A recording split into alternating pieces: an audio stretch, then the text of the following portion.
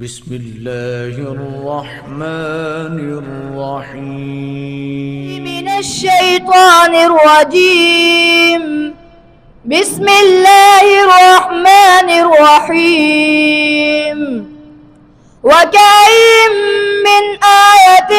في السماوات والأرض يمرون عليها وهم عنها معرضون وما يؤمن أكثرهم بالله إلا وهم مشركون أفأمنوا أن تأتيهم غاشية من عذاب الله أو تأتيهم الساعة بغتة وهم لا يشعرون قل هذه سبيلي أدعو إلى الله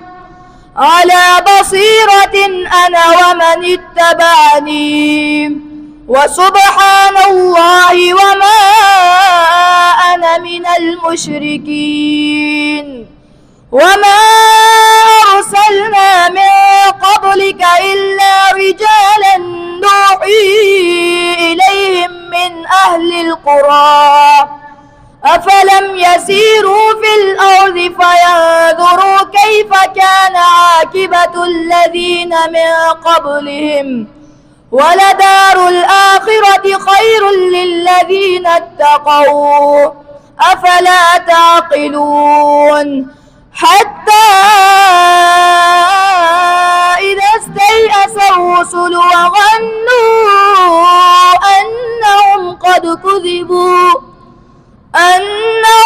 كذبوا جاءهم نصرنا فنجي من نشاء ولا يرد بأسنا عن القوم المجرمين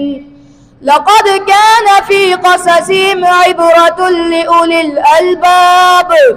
ما كان حديثا يفترى ولكن تصديق الذي بين يديه وتفصيل كل شيء وهدى ورحمة لقوم